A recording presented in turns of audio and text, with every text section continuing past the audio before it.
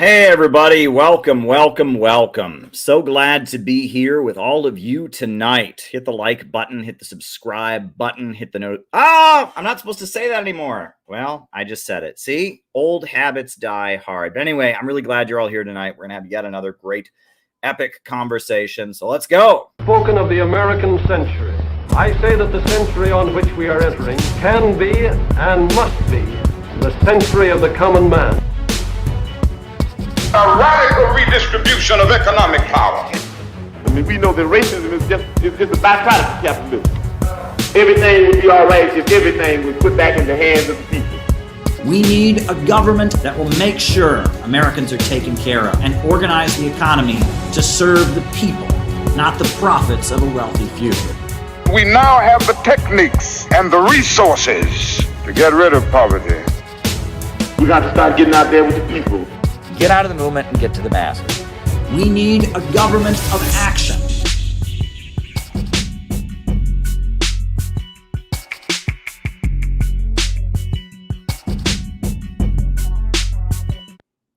All righty, welcome, welcome, welcome, everybody. Welcome, welcome, welcome. So glad to be here with all of you tonight. A lot of great things are happening. A lot of great things are happening.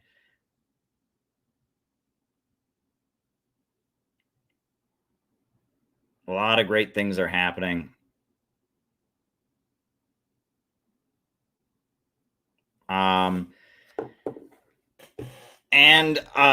Yeah, the way we do things is the way we normally do things. First, I give my opening remarks. Secondly, I do the roll call where I call you all out as I see you, names and locations. And then from there, I answer super chats. Great super chat from our friend Gala. And I'll certainly got plenty to say about that. That's the way we do things here on this channel. So first, the opening remarks. Second, the roll call. Third, me answering your questions. Now, we have got a lot going on, a lot of good things going on. I am very happy right now about a lot of things, but we are in the middle of a big election, and there's plenty more that I could say about it that I will not say on here, but I'll say later, not at this moment. But just a few announcements that we have got going on. First announcement: every morning on the CPI YouTube channel, we have a morning message from the Center for Political Innovation. Start your day with revolutionary hope and optimism. It's a great way to start your day. It's a way that our community can support each other. We have a morning message every morning. A member of our community gives a morning message. So we have that. So go subscribe to the CPI YouTube channel. And actually, if you would like to support other members of our community, one thing we would like you to do is make a morning message. And everyone is welcome to make one. You don't have to be a member. Obviously, we screen them. If you send us, a bizarre picture, we may do something else. We may not show it, but you are welcome. Anyone who wants to support the community can make a morning message. So submit a morning message to the CPI YouTube channel as a way to support other members of the community. So we have that every morning. We have a morning message that goes up on the CPI YouTube channel. We encourage people to submit morning messages. We've had some wild ones, some great ones, some celebrity ones. We've done a variety of them, and we continue to do it. So we have the morning messages. Now, the next thing that I would like you all to help us out with is the fact that this book, Kamala Harris and the Future of America, is in Chicago. There are 1,000 of them that have been printed and are being distributed in Chicago. A new edition of the book with a new introduction explaining the censorship, a new cover designed by Peter Coffin. It says "Banned from Amazon." This book is being distributed. We got a number of them out last night at the Jimmy Dore show. It was a great moment. And we got a shout out from the stage of the Jimmy Dore show, and many of them got out. We also got out copies of the growth booklet, but This is a great intervention by our organization. What we need, though, is your support. We need your support. We are just making a blanket appeal for funds. If you can help us distribute this book at the Democratic National Convention, the DNC, the events surrounding the DNC, help us get this book out. That would be great, because getting all those books to Chicago, getting them stored in Chicago, getting volunteers to Chicago to help out, it all adds up. So anything you can do to help us, we have a GoFundMe set up. And if you can donate on the GoFundMe to help us get the books to Chicago, that would be very, very helpful. A number of people have already stepped up to the plate. We're making a very special appeal for people to donate on the GoFundMe to get this book to Chicago, to the DNC, to support our efforts, because it's a big hit and it's making a big difference. So if you can donate to help get this book to Chicago, that would be great. I'll probably show you a special appeal from Peter Coffin and myself later tonight. So those are the two announcements that we've got. Morning messages every morning. So tune in for the morning messages and the special activity going on in Chicago this week. Shout out to all the volunteers. It's really awesome. So yeah, the way we do things on this channel, opening remarks, followed by the roll call, followed by the super chat questions being answered. So as I'll give my opening remarks here tonight, then after that, we'll do a roll call. And then after that, I'll answer your questions. So if you have something for the second half of the show, send a super chat. Super chats are always appreciated. Yeah, there you go. So I'm going to jump into my opening remarks for now. Folks, the system that we live under is called imperialism.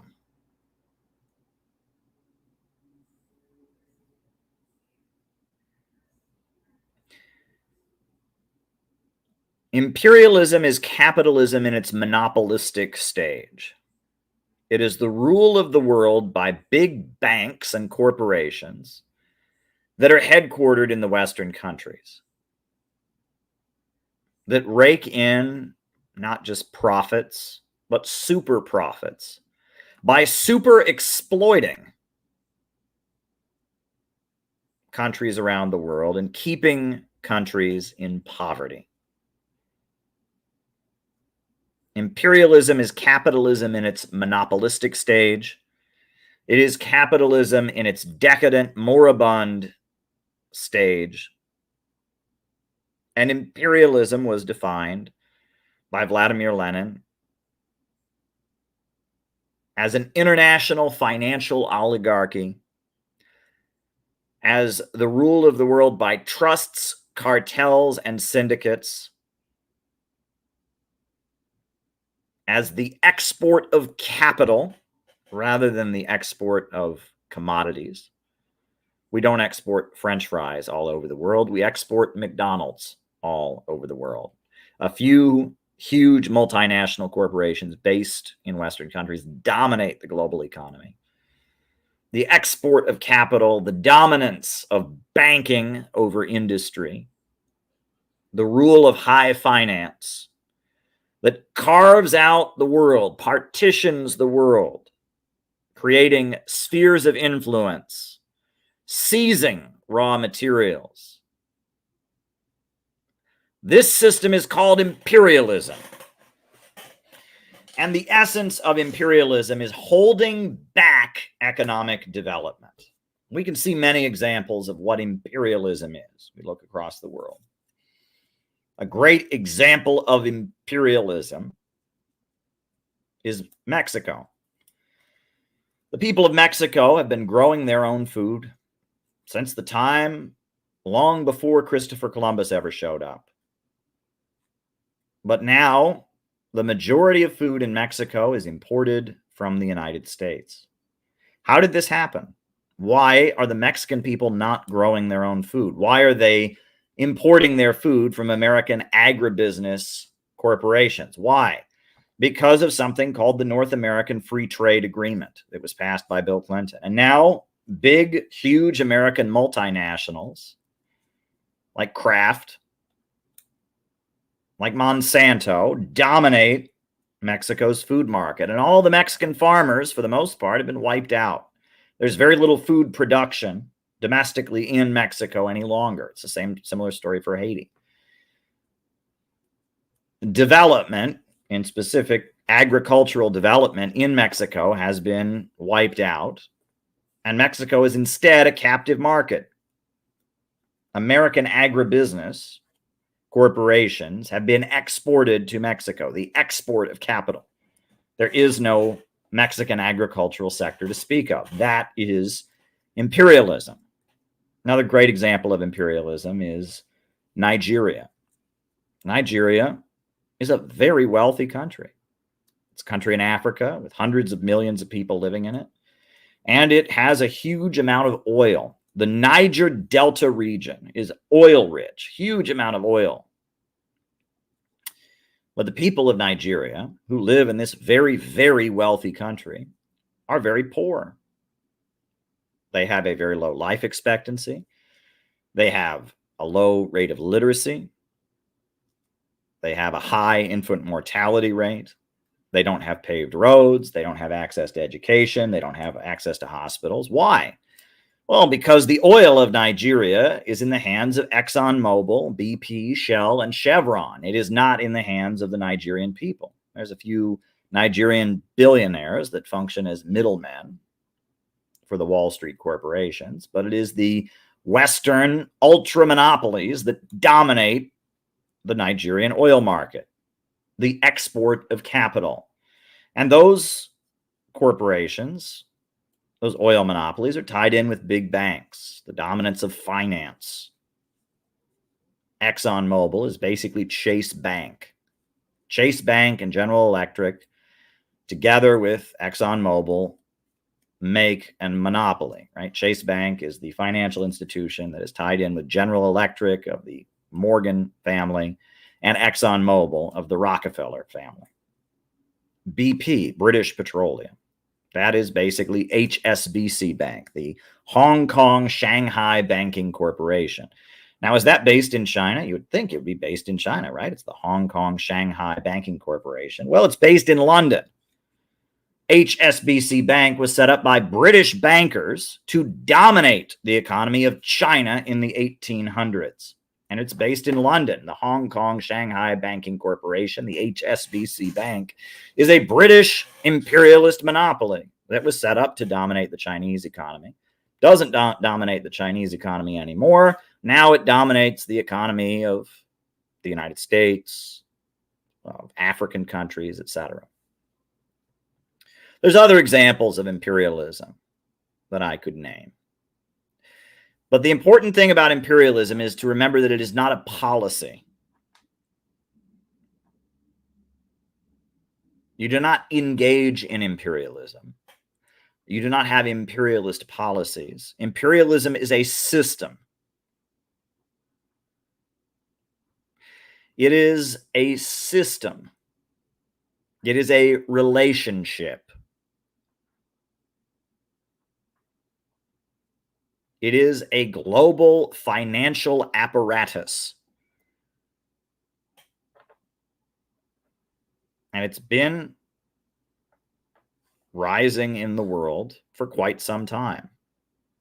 It became dominant in the 1880s and 1890s.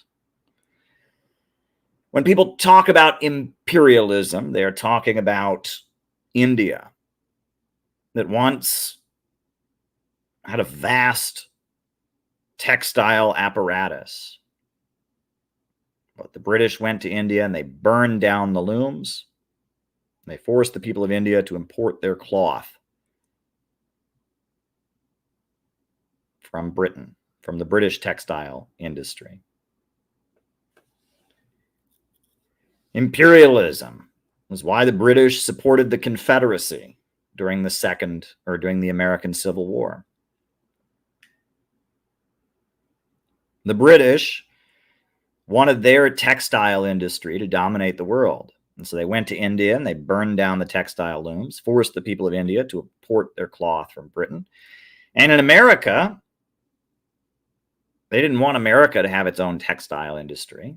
They wanted America to buy its textile products and its cloth from Britain. And they saw the slave plantation system of the South as a source of cheap cotton for their textile looms, for their textile industry. And so they sought to prevent the industrialization of the South. And they sought to maintain the Confederate slaveocracy. And that's why the British were very supportive of the Confederacy. One event that happened during our U.S. Civil War that we rarely hear about is that the U.S. military, the North, implemented a naval blockade of the South to prevent the South from exporting any of their cotton from their slave plantations.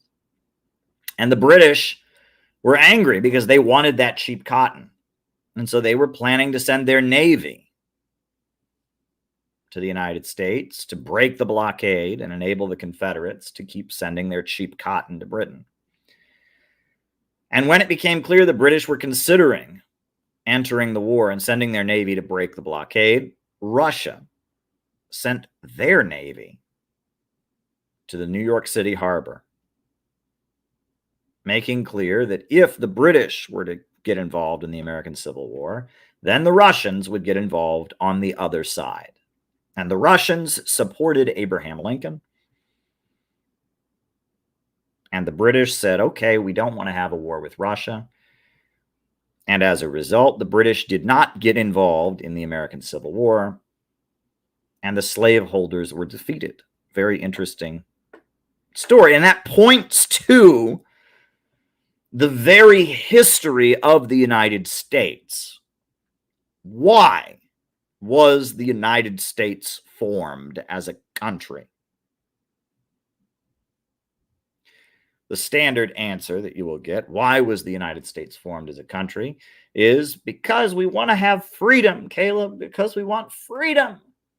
That's the standard answer. And nowadays, you'll get the woke answer. Instead of everyone saying the United States was formed because everyone just wanted to have freedom, you'll get the woke answer, which is the United States was formed because a bunch of racist white men were racist and white men and racist white men, racist.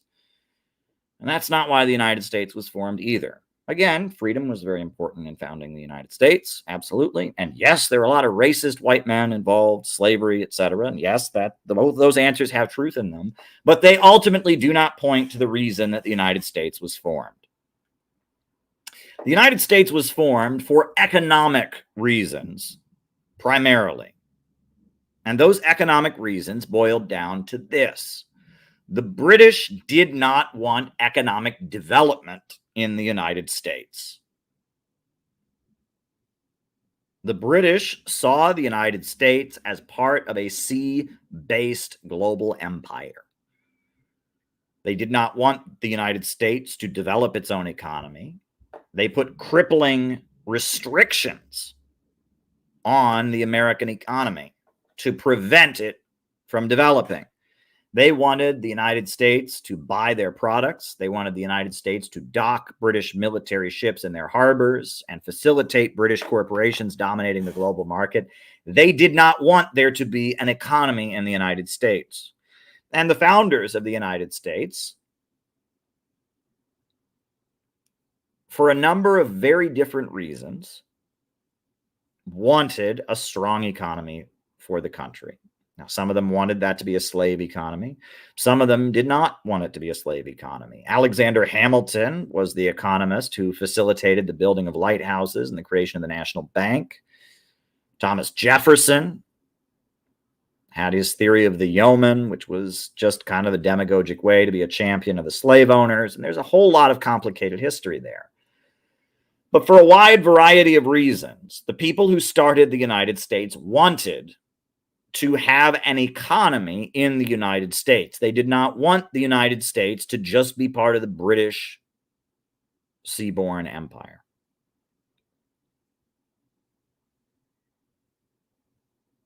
And the United States began in defiance of the kind of economic dominance, the holding back of development that became imperialism. Lenin did not write about imperialism, the highest stage of capitalism. He did not write about that until the 1880s, and industrial capitalism was still the dominant form.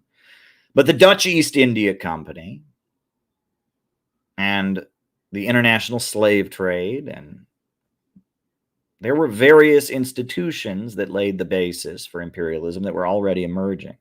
In the lead up to the American Civil War, there was an economist named Henry Charles Carey, and he was against slavery.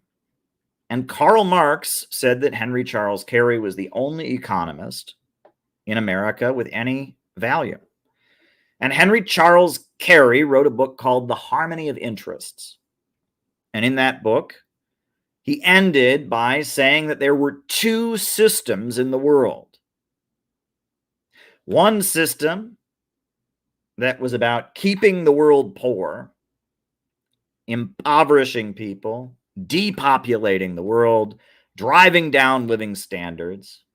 He said one system seeks to impoverish and starve the Hindu while reducing the rest of humanity to his level. And he said there is another system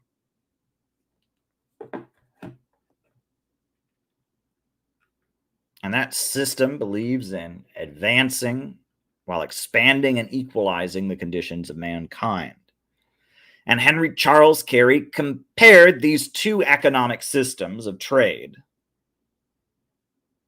And he called one the English system and the other the American system. And what he was referring to when he pointed to the English system was what Lenin later described as imperialism, the highest stage of capitalism. And it is that system that has become dominant in the world. The world is ruled by big banks. The world is ruled by forces that impoverish.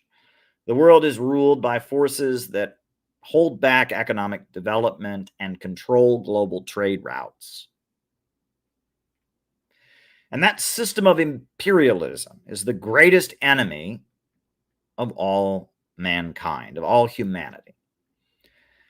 Because the very nature of human beings is to grow and expand.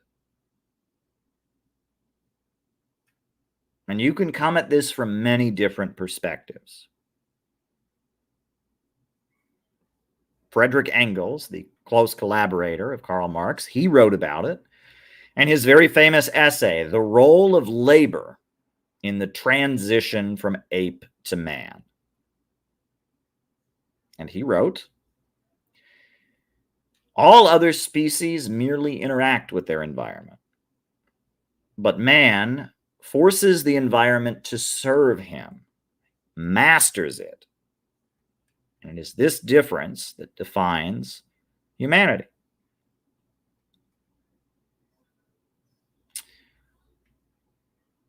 And if you look at other species, you will notice that they do not reinvent their relationship with nature. They do not force nature to serve them. They merely interact with it. But human beings force the environment to serve us.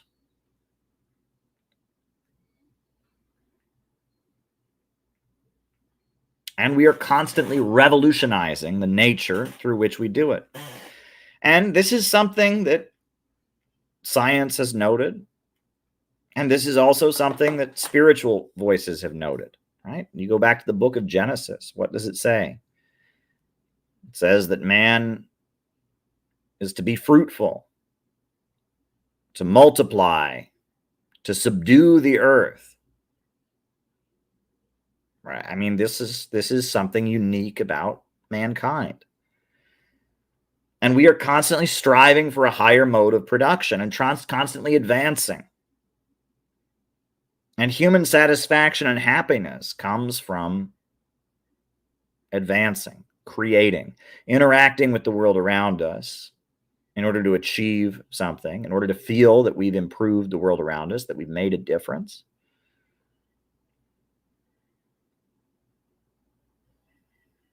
That is what it means to be a human being, is to do good, to improve things, to create, to expand. That is what the human experience is all about. Satisfaction in life comes from doing good. Satisfaction comes from achievement. Satisfaction comes from relations with others. These are universal truths that many, many people have realized and come to understand from many, many different angles. So what does all of this have to do with Kamala Harris? I'm talking about imperialism, the highest stage of capitalism. I'm talking about the creative nature of mankind. I'm talking about the British Empire. I'm talking about a lot of things that may seem like they have nothing to do with the woman who could be our next president. Well, they have everything to do with the woman who could be our next president. And that's what I'm here tonight to tell you about.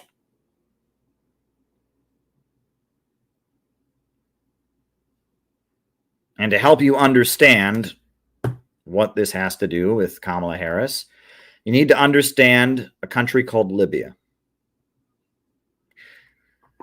Until 2011, Libya was the most prosperous country on the African continent.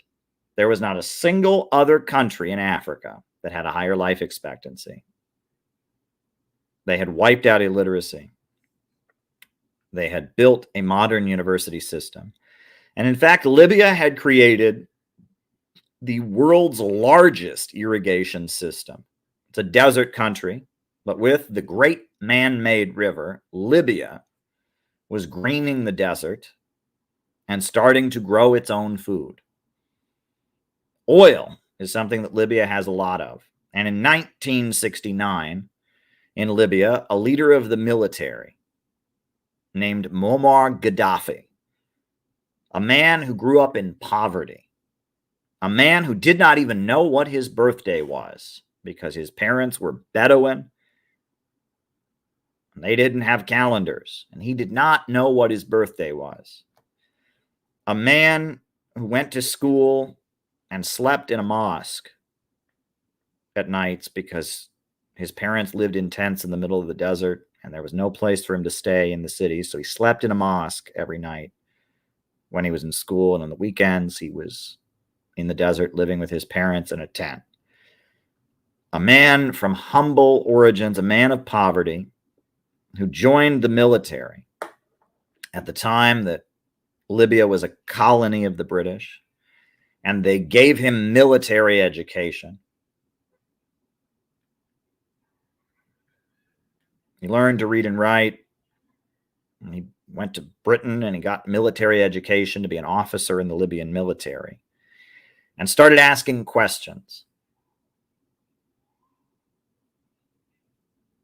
Started asking questions.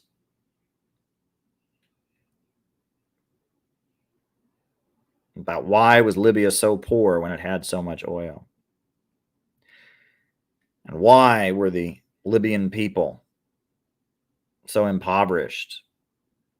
And why were the British expanding all over the world? And Gaddafi saw how in Egypt, the people of Egypt had broken free with President Abdel Nasser, and they built the world's largest power plant in the Middle East, the Great Aswan Dam. They'd electrified the whole country. And they saw how the Soviet Union had lifted millions of people out of poverty and invented space travel. And so in 1969, the oil workers of Libya went on strike for higher wages. And there were protests and uprisings going on, and a secret society had been formed in the Libyan military. And Gaddafi, Muammar Gaddafi, a young man, was the leader of a secret society of patriotic military officers. And when they saw the workers out in the streets on strike, and they saw the people pouring out in the streets to support the oil workers, the young Muammar Gaddafi led his section of the military, the patriotic officers, to disobey their orders, to not obey the puppet king set up by the British Empire, but instead to march into the streets to back up the people and overthrow the puppet king of the British and establish Libya as an independent nation. And young Muammar Gaddafi, the leader of the Patriotic Officers Society, led the military to march into Tripoli and overthrow the illegitimate king, the puppet of the British Empire, and do the same thing that the Americans had done in 1776 and break free from imperialism and say, we will have development in Libya. The Libyan Revolution and Muammar Gaddafi fought against the British Empire, fought against policies of impoverishment, fought to take control of their natural resources, and they were successful. Muammar Gaddafi was the George Washington of Libya. He won independence for his homeland. And just like the American revolutionaries, he set up a national bank, and he took control of the oil and the natural resources, and they started selling that oil on the international markets, and they started building.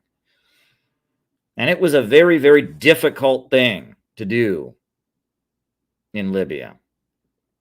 It was very, very difficult to build up the country.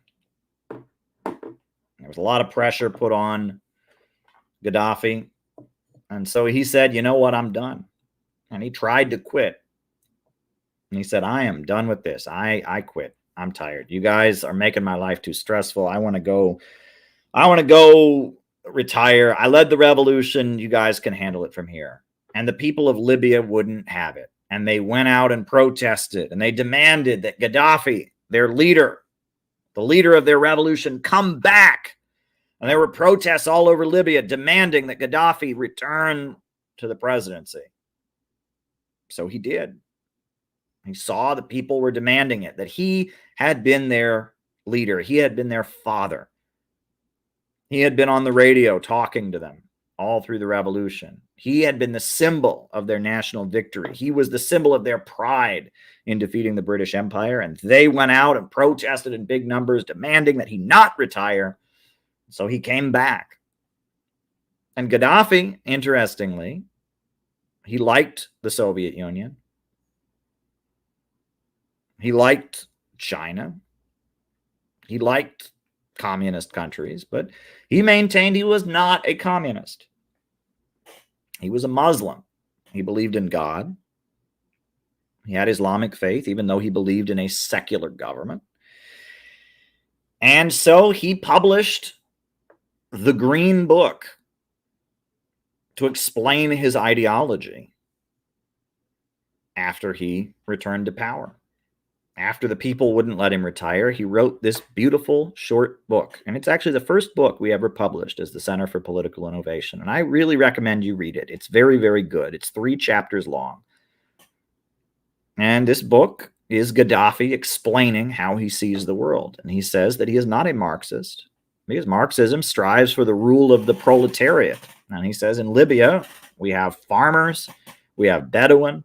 Factory workers are a very small minority. Why would we have the factory workers rule over the rest of the country? And that he has a very socialistic and Marxist-influenced worldview, but he's also influenced by the Arab culture. He's also influenced by the African history, the African continent. He's also heavily influenced by Islam and the Islamic faith, and he developed his own ideology.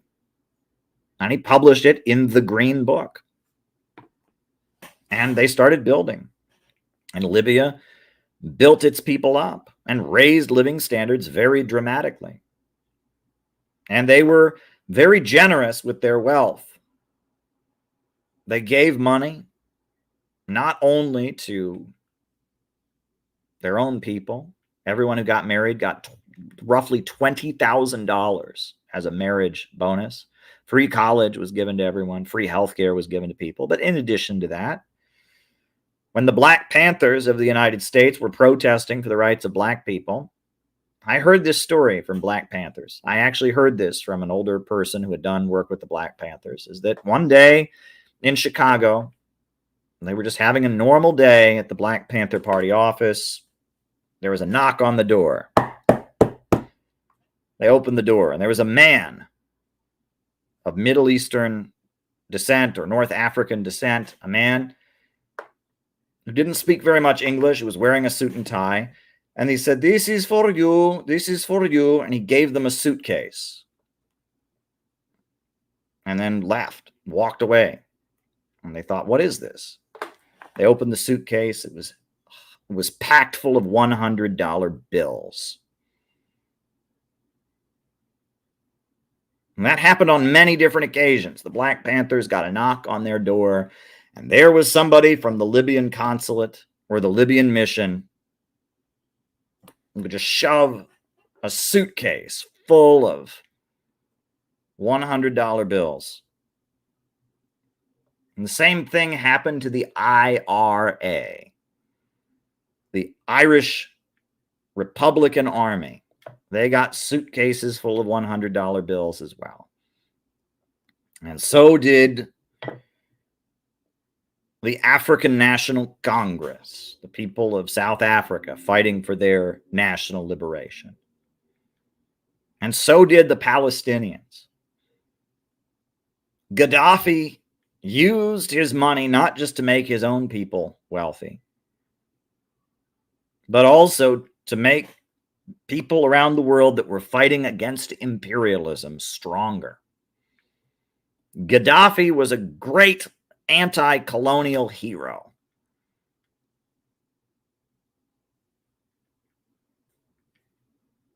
And in the early years of the 21st century, when the oil prices were surging because of Bush's invasion of Iraq, you had the highest oil prices in history, $120 a barrel. Libya was quite wealthy because their money came from oil. So Gaddafi announced that he was going to create an African bank, a bank for all of Africa that would loan money to African countries. And they were going to create an independent African currency for the African people. That this national bank, this international continental bank for Africa would have its own currency.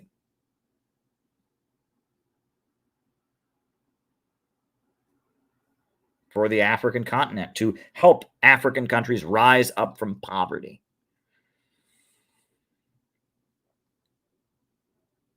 Libya. Libya was a bastion of resistance to imperialism. And of course, the U.S. government labeled Libya a state sponsor of terrorism. They considered the IRA to be terrorists. They considered the Palestinians to be terrorists. Libya was giving them weapons and support and money, so clearly they had to be terrorists. The USA put sanctions on Libya. In the 1980s, Ronald Reagan bombed Libya, killed all kinds of civilians. One of the people who died was Gaddafi's own daughter, who was murdered by Ronald Reagan. But they resisted, and they continued to grow stronger as a country. Now you fast forward to 2011. 2011. Iraq had been invaded and destroyed and destabilized. 2011, Barack Obama is president.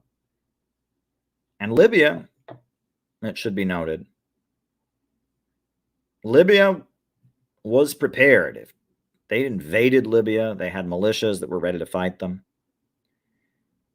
But what happened in 2011? The Arab Spring was going on all across the Middle East. All of a sudden in Tunisia, which is the country that borders Libya, all of a sudden, a fruit seller who was angry about something to do with his license and felt there was corruption in the government lit himself on fire. Very tragic situation. A frustrated small businessman, a fruit salesman, lit himself on fire.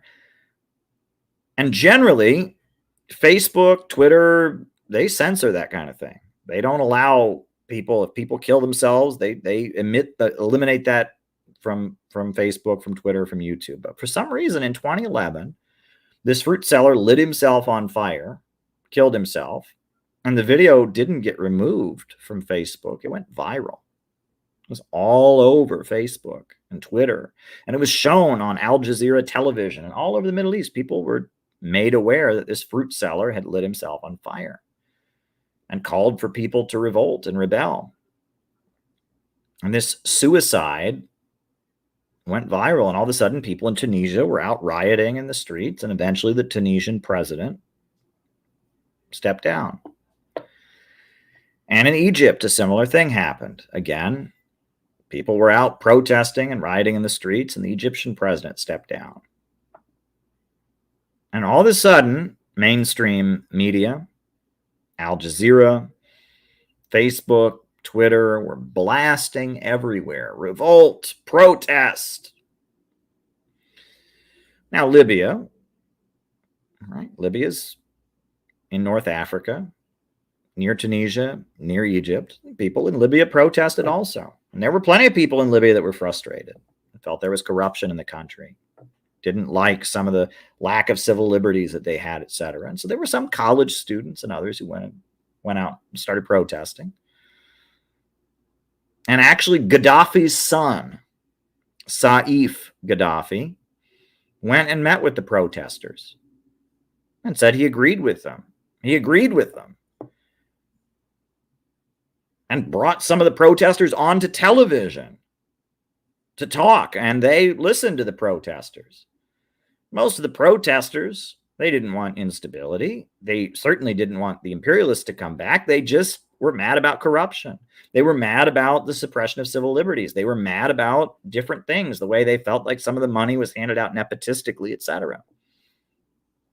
But then, as the protests were happening in Libya, just like every other Middle Eastern country, the Arab Spring, all of a sudden it went viral all over social media that Gaddafi had a Russian girlfriend.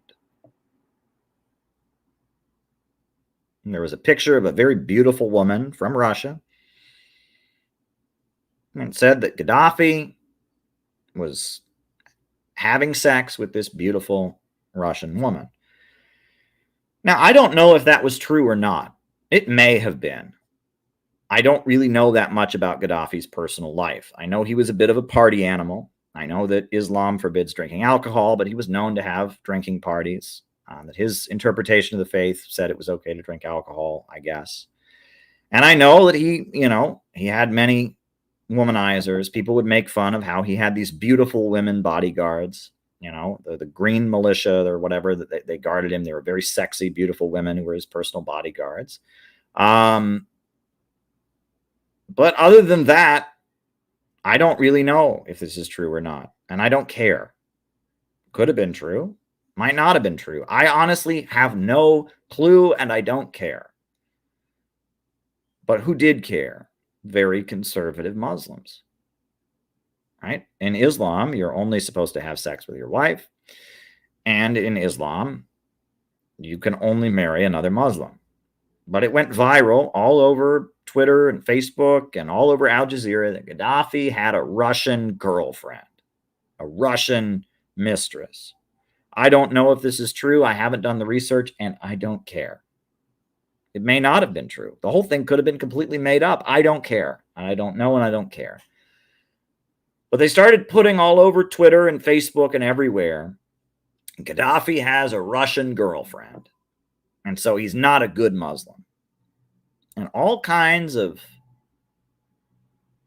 Al-Qaeda-linked terrorist forces started going to Libya. Wahhabi extremists and Muslim Brotherhood members started going to Libya. And they started protesting that Gaddafi was not a true Muslim, that Gaddafi was a false Muslim, that Gaddafi was a sinful sex pervert because he had this Muslim girlfriend, or this Russian girlfriend. And what the original protest movement among the college students got completely cemented, completely pushed aside, and usurped by this other movement that said that Gaddafi wasn't about corruption in the country. It wasn't about the grievances of young people. It was instead about Gaddafi wasn't a true Muslim. And Al-Qaeda linked people and extremist fanatics from different countries started piling into Libya. People from Jordan, people from Saudi Arabia started piling into Libya to protest against Gaddafi for not being a true Muslim and demanding the creation of an Islamic government.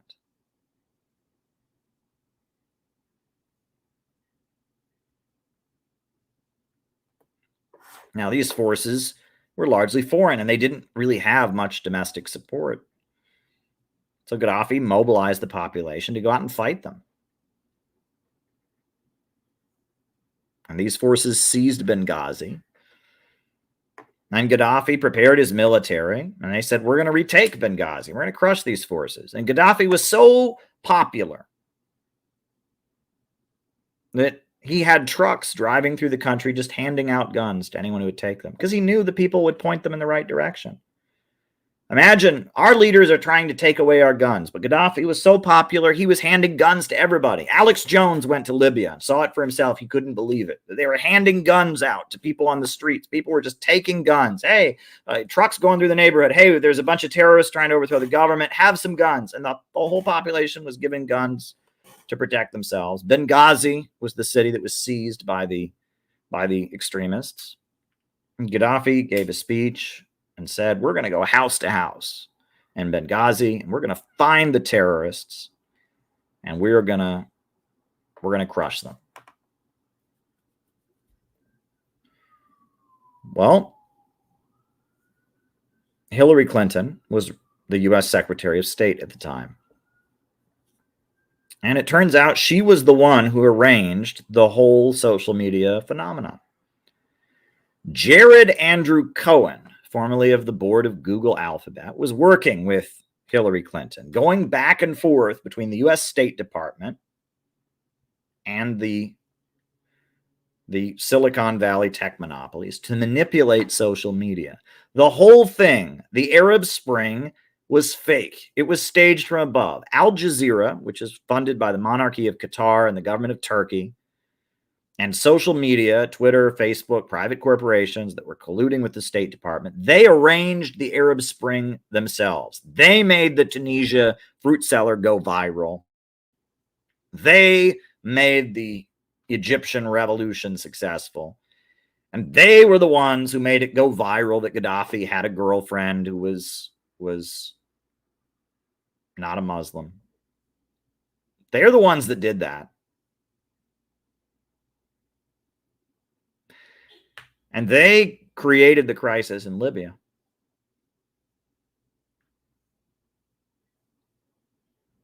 And even though they poured all kinds of propaganda and piled all kinds of foreign fighters into the country, they still couldn't really overthrow Gaddafi. So what did they do?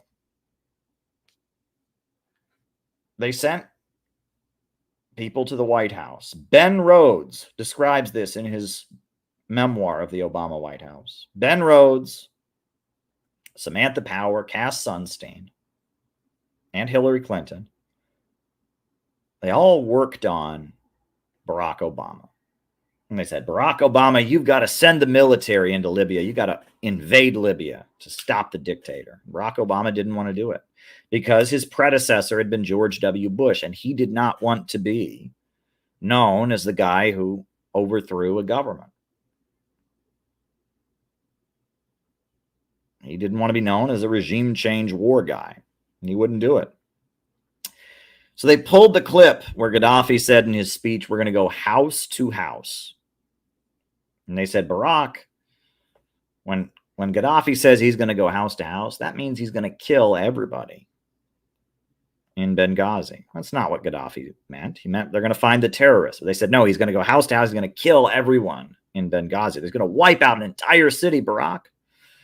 There's all kinds of fake news that was going around at this time. Susan Rice from the Obama administration, she claimed that Gaddafi was handing out Viagra to his soldiers so they could rape women. That was later proven to be fake, false.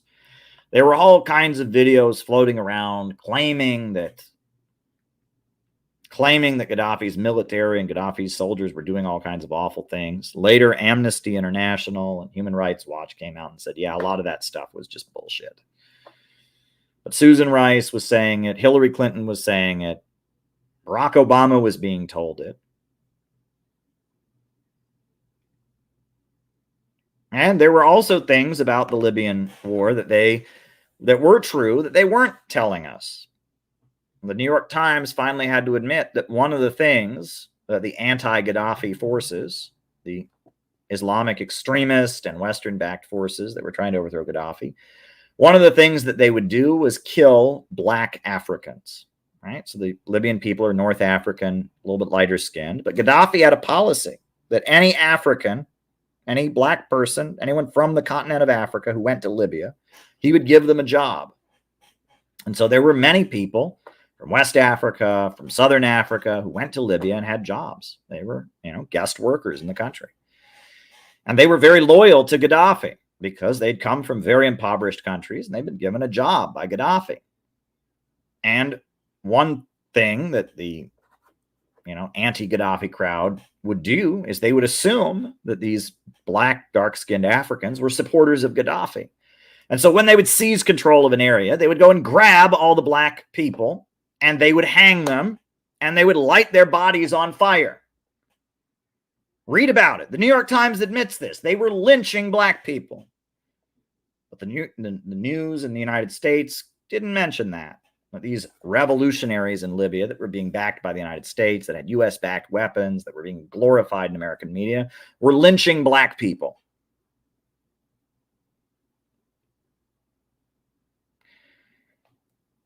The New York Times was finally forced to admit that, but it was largely covered up and not mentioned.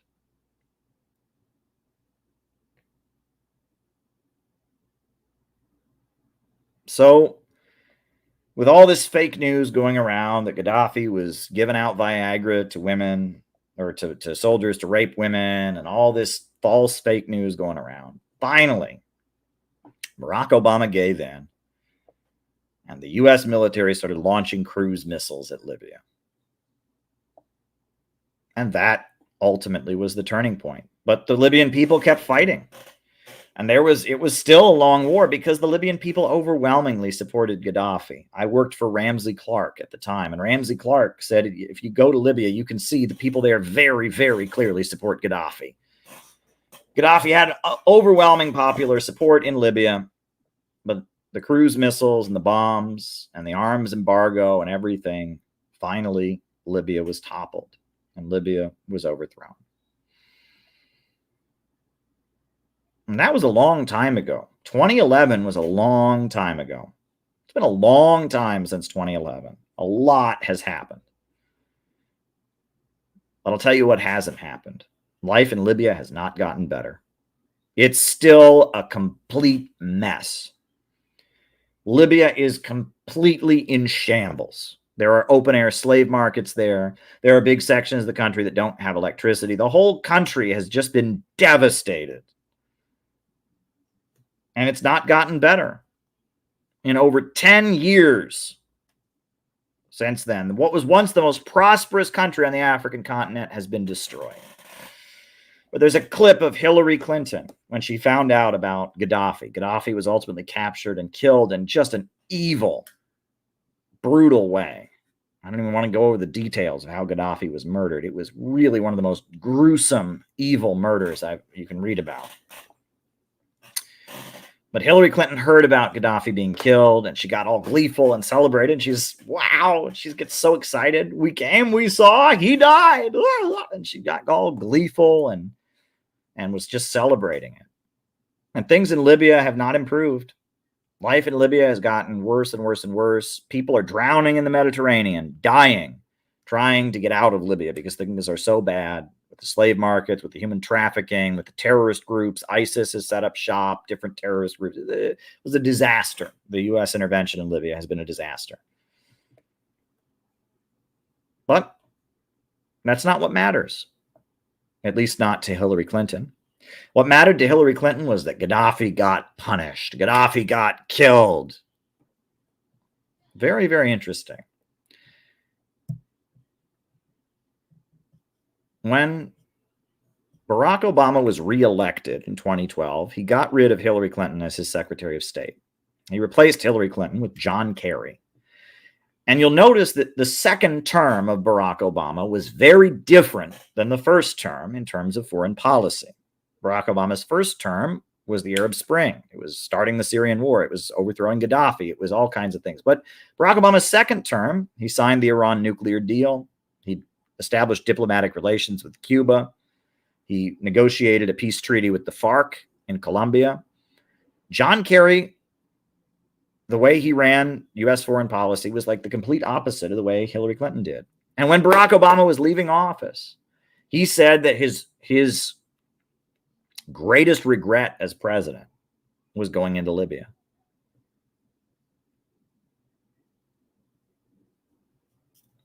But as Barack Obama was leaving office, there was an article published in Foreign Affairs magazine. And I quote that article in this book because it's very important. There was a special issue of Foreign Affairs magazine, the magazine of the Council on Foreign Relations, that was published.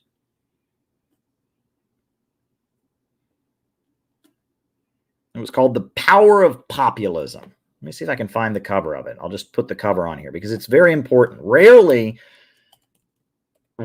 do our leaders so blatantly and openly tell us what they believe. But Donald Trump had just won the election. And they were mad that Donald Trump had won the election. And so they decided to give us a piece of their minds. And they had Anne Marie Slaughter, who was the intellectual behind the Hillary Clinton State Department, the brains of the Hillary Clinton State Department. She wrote an essay for this special issue of Foreign Affairs magazine, The Power of Populism. All right, look at the cover there. It's basically saying that the Americans who voted for Trump are a bunch of ignorant hicks. That's the American Gothic painting, except it's got a MAGA hat, right? The power of populism. This is anger from the Council on Foreign Relations that Donald Trump won the election. And in this special issue of Foreign Affairs, you can find an article written by Anne Marie Slaughter. And Anne Marie Slaughter was Hillary Clinton's top advisor. Anne Marie Slaughter runs her own think tank. It's called New America. All right, you can read all about her profile. She is the CEO of New America. Right? You can read Anne Marie Slaughter. And Anne Marie Slaughter, she wrote this essay in New America. That's who she is. Where she basically spelled out what she believes. And she believes there is a fight in the world today between the open international system and populism. And she's very open about it. The open international system, free trade, freedom of information, free markets, and populism. And populism is Gaddafi. Populism is China. It's Russia, but it's also Donald Trump. It's also the government of Hungary. Populism is the enemy. Brexit is populism. And the way to fight populism is with the open international system and with control of information, with manipulating social media. And that the job of the United States, is to foment a global revolution against populist governments in order to secure the open international system. Now, I started talking to you all about imperialism, the highest stage of capitalism. And I talked about the English system versus the American system. And I talked about Lenin and the export of capital. We know what the open international system is. It's imperialism. It's the domination of the world by Western corporations and banks. And we know why governments like Gaddafi's Libya get targeted, because they have broken out of imperialism, because they are trying to raise their people up out of poverty. Well, Anne-Marie Slaughter basically spelled it all out. In order to prop up the imperialist system, it is necessary to foment chaos and instability and spread revolution all over the world. Now, what does all of this have to do with Kamala Harris? Well, there was a meeting in the Hamptons, folks. Hillary Clinton was thinking that she would run for president again. Donald Trump kicked her ass in 2016, but she was still talking like she would run again. She was going to run for president again. Well, finally in 2020, it was made clear Hillary Clinton just couldn't run for president again. So there was a meeting in the Hamptons in Long Island, New York, where David Geffen attended, among other donors and supporters of Hillary Clinton. And at this meeting, they took a vote. And all of Hillary Clinton's biggest donors and supporters, all the people that had been working with Hillary Clinton and wanted Hillary Clinton to be in power, they all decided that they were going to put their money behind somebody else. And that somebody was Kamala Harris.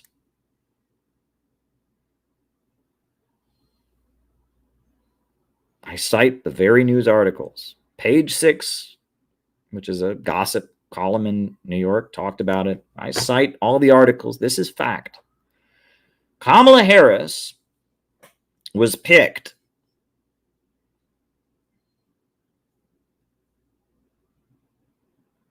to continue Hillary Clinton's mission. Hillary Clinton did a huge amount of damage to the world. A huge amount of damage to the world when she was Secretary of State. The refugee crisis that resulted from the overthrow of the Libyan government. The refugee crisis that resulted from the chaos in Syria. The rise of the ISIS terrorists. What Hillary Clinton did as Secretary of State has cost millions of lives. Millions of lives. She overthrew the Honduran government in 2009, toppled Manuel Zelaya. There is a huge body count. Terrorist groups got stronger. People became refugees. Countries were destroyed. What Hillary Clinton did in her 4 years as Secretary of State was absolutely devastating. And there's a reason that Donald Trump was able to win the presidency. Donald Trump was able to win the presidency because there were so many people within the American establishment, within the military, within the policing agencies. There were so many people within the American government who said, you know, we just can't have this happen again.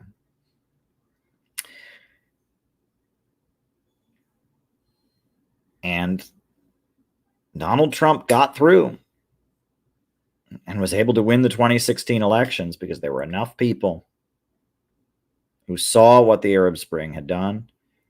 And they said, we're not going to have it happen. And in 2020, Kamala Harris ran for president in the Democratic primary.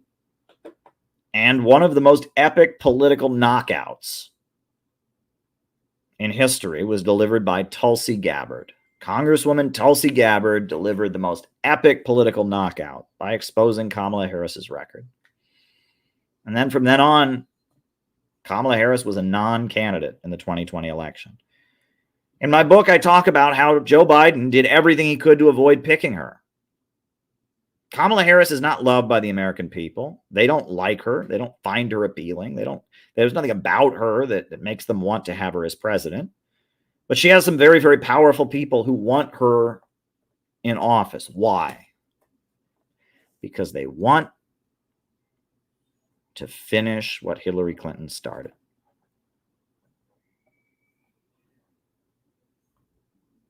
They look at all the refugees in the Middle East. They look at the chaos in Libya, the chaos in Syria, the chaos in Iraq, and they say it's just not enough. We want more of it. They want Hillary Clinton to finish the job. And the only way to finish the job of Hillary Clinton is to get her into the Oval Office. And when Hillary Clinton was running the State Department as Secretary of State, Barack Obama was there to kind of police her, to kind of hold it back. But if Kamala Harris is in the White House, she will make another Arab Spring, and she will devastate the world.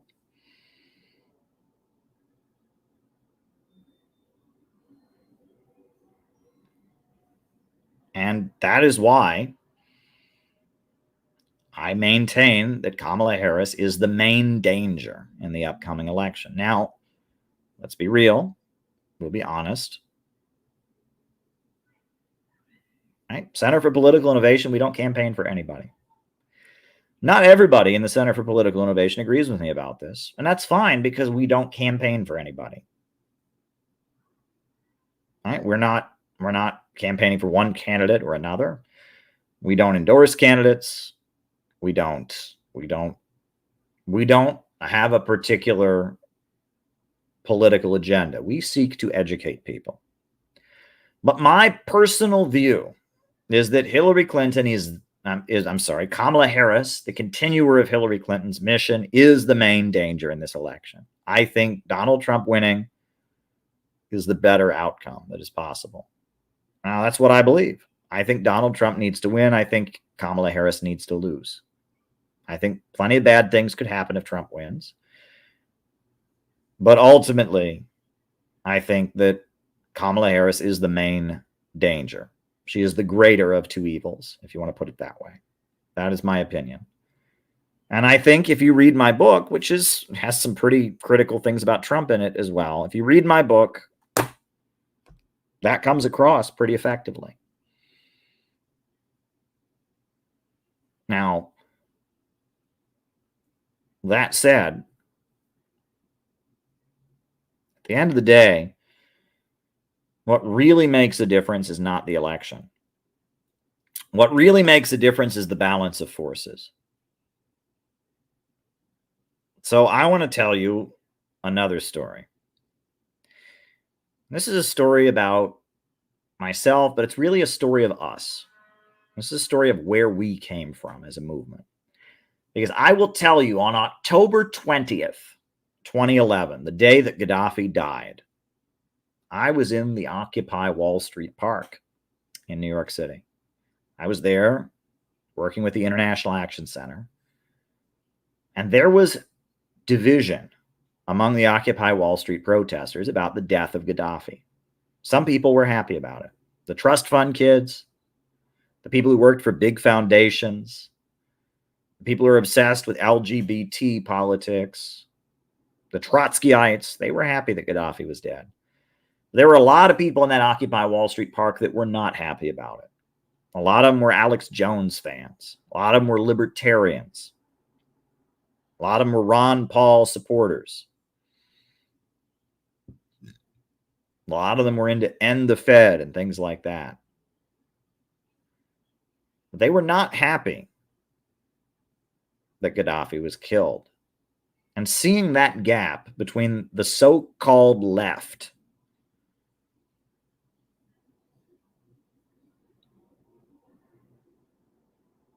and the working class, the working class youth who were anti-establishment, seeing that the left wanted Gaddafi dead, but working class youth like me who came to New York City to live in a tent amid an economic crisis, they weren't happy about it. Seeing that gap was the beginning of a political journey that I have been on ever since.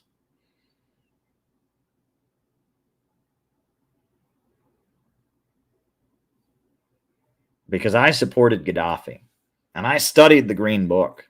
I studied the Green Book during the Libyan war, and I became more and more convinced that Gaddafi was a great anti-imperialist leader. And very few communist groups supported Gaddafi and supported Libya, and even those who did it in a weak way. And I couldn't believe this, because my understanding of capitalism and imperialism was that Gaddafi and his kind of government was exactly what we were fighting for. And the people trying to overthrow it were exactly what we were fighting against. I understood the problem of overproduction and the tendency of the falling rate of profit. I understood the monopolistic capitalist system and what it was, and I was again it, as they say. And even the small minority of communists who did defend Libya did so in a very, very reluctant way. A very, very reluctant way. It was very, very, very difficult for them. It was very, very difficult for them to defend Libya. But it wasn't difficult for me. I understood who was right and who was wrong. I got it. It was not difficult for me. And the project that we now call the Center for Political Innovation, you can say that it started on that day. It took a long time to develop, and I had a lot of wild experiences in the coming years. And I went to Iran, went to Russia, went to Venezuela, went to Ecuador, went to global communist gatherings.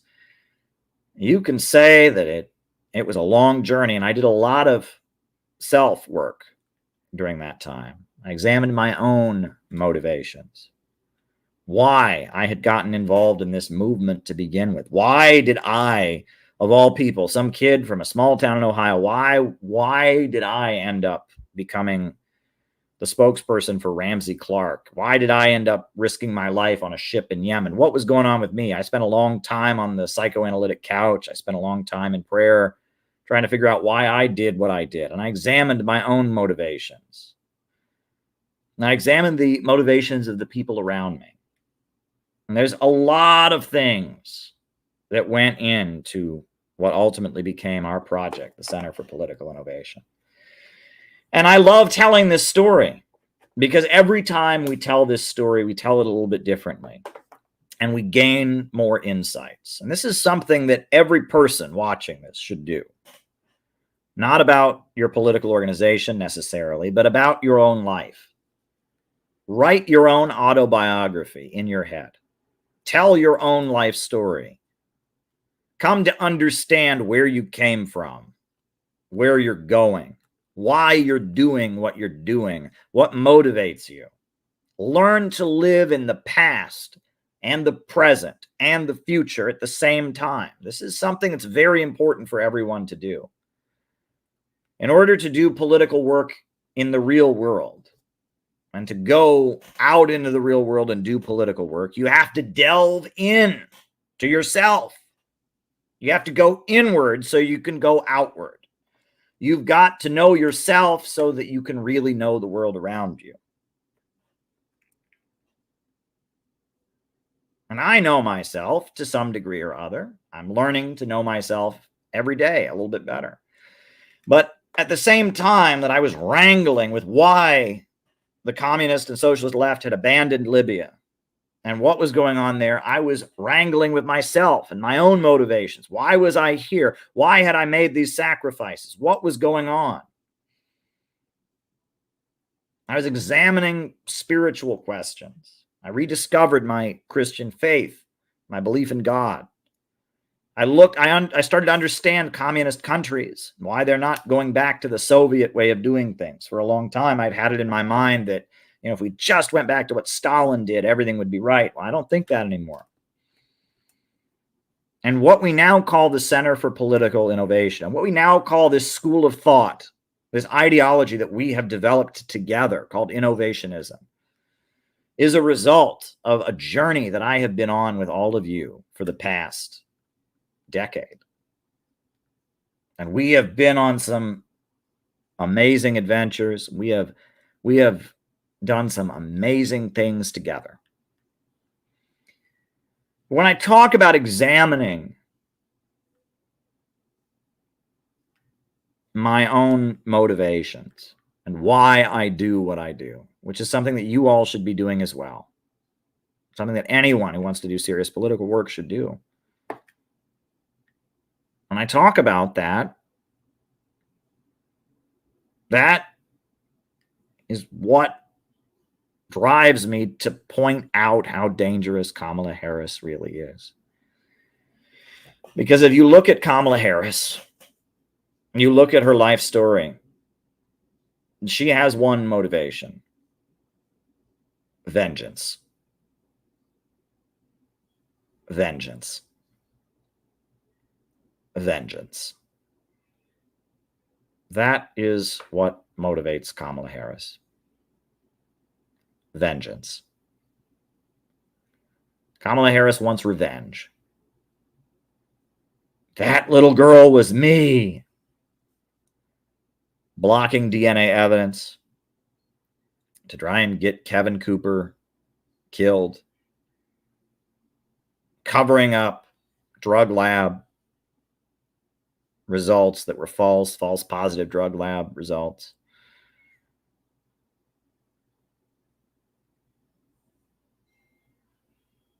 Making fun of people who say build more schools, less jails.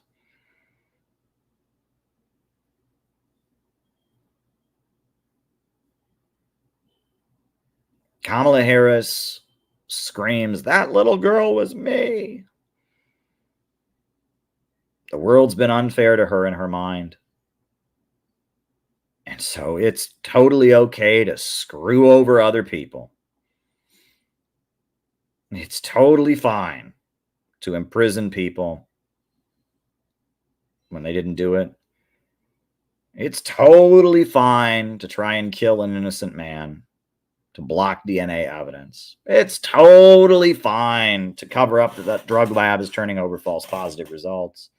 It's totally fine to keep people locked up for no other reason than you need to use their cheap labor power, as her office argued when she was California State Attorney General. No, it's all fine. It's all totally fine because those other people don't matter. And the way she treated her staffers, the way people just kept quitting her office in big numbers, they just kept quitting. Because her office is a toxic atmosphere, the way she treats the people who works for her, the verbal abuse and the tearing people down. Right? Kamala Harris is a very, very dangerous person whose main drive in life is vengeance. And she is what you would call a synthetic personality. She has suffered a lot. She is angry. And she's damaged enough that people know how to push her buttons. And this is something that we have seen over and over and over again. We have seen this over and over and over again. We should have leaders that are smart and clear-headed and understand their own motivations, but we do not have that. They seek out damaged people. The Ivy League school system, right? American education is a joke. Let me just say that, right? You all think I'm smart. I appreciate that. Maybe you don't, but I feel like you wouldn't be watching this and listening to me if you didn't think I was smart. Well, the American education system doesn't think I'm smart. I'll tell you that much, right? And when I was in college, I used to have a joke with some of my friends. So-and-so is so dumb, they got straight A's. Because it's true. when I was in college, the dumbest people I knew got straight A's in college. Why? Because they were people that could be programmed like a flute. You told them what to believe and they believed it. They had not a creative thought in their head. That's how American education works. And the Ivy League schools are only available to those who are the most conforming and the most easy to manipulate and the most lacking in creativity. I learned this when I worked at the United Nations. I worked at the United Nations in the press corps. I was there with Press TV network from Iran, but I would be sitting next to people from ABC and NBC and Fox and CBS, and I would talk to these people, and I could not believe it. I couldn't believe it. These were supposed to be the smartest people in the country. These very competitive mainstream media jobs that paid them huge salaries. And they were the dumbest people I had ever met. They had no idea that there were two sides to things like the Libyan war, things like the Syrian conflict, things like Ukraine. They were just the most thought-conforming, easily manipulated people. And the way they vet people to become presidents of the United States is they go through the Ivy League schools. They go to Columbia, they go to Harvard, they go to Yale. And those schools are only for the people that have been totally proved already how thought conforming they are. Right? There's a song, Gilbert and Sullivan. They have the song, Now He Is the Ruler of the Queen's Navy. I always voted at my party's call, and I never thought of thinking for myself at all. No, he never thought of thinking for himself at all. I thought so little they rewarded me by making me the ruler of the Queen's Navy. He thought so little they rewarded he by making him the ruler of the Queen's Navy. And that is basically the situation we're in. But it's worse than that, because they don't just seek out conforming, obedient people. That's what the main institutions do. I don't know if you've heard of, there's a secret society at Yale. This is interesting. There's a secret society at Yale called the Order of Skull and Bones. I don't know if you've ever heard of it. It's one of these weird, creepy secret societies at Yale. And George W. Bush was a member, and John Kerry was a member, and most prominent people that come out of Yale are members of the Order of Skull and Bones. And you look into the details of the Order of Skull and Bones, is one of the most creepy, disgusting, gross organizations you can read about. They have the dead body of a Native American child in their basement. They do all kinds of gross rituals. But it's an intelligence network. It's a way that they find people that they can work with. And what is one of the things that one has to do when you join the Order of Skull and Bones? Is they sit down with you and they get your sexual biography from you. Now, why would that be of interest? They sit down with you and they go in great detail over your sexual biography. I'm not even going to, I'll let you guess what they're asking you about. And what's that about? Well, they're looking to see how damaged you might be. They're looking to see how much shame you might have. It's not just about blackmail. It's part of it, probably. But it's also they're trying to understand you and the damage that you have and how they can push your buttons. So you're already at Yale. You're already somebody who the American education system has vetted to be a very obedient person. But now they're seeking out people among those who are very damaged. They're seeking out damaged people they can push their buttons with. This is the way our elite operate, because at the end of the day, it's not really our elite that run the country. The people that we get to vote for are just actors and actresses. The people who are really running things are the people around them that we never get to vote for. The weirdos like Samantha Power or Ben Rhodes or Anne Marie Slaughter. That's who's really running the country. But they want the people who nominally have to make the decisions to be very, very damaged people. People that they know how to push their buttons. Kamala Harris and, I will say it, J.D. Vance are both people like that. This is very interesting, right? I've talked about Kamala Harris's autobiography, hates her father, glorifies her mother, how that's a very common biography. J.D. Vance. I told you all about J.D. Vance, and shout out to a friend of mine who also talked about J.D. Vance and tuned me into the life of J.D. Vance. J.D. Vance is a lot like Bill Clinton. He's a lot like Barack Obama in that he didn't grow up with a father. He grew up with a single mom. And just like Barack Obama and just like Bill Clinton, his single mom married an abusive stepfather. And in J.D. Vance's case, it was multiple abusive stepfathers. And J.D. Vance is a very damaged person. You look at J.D. Vance. All right. He had one abusive stepfather who forced him to pierce his ears when he didn't want to. He had another abusive stepfather who then called him gay and fag and beat him up because his previous abusive stepfather had forced him to pierce his ears. J.D. Vance is a really damaged person.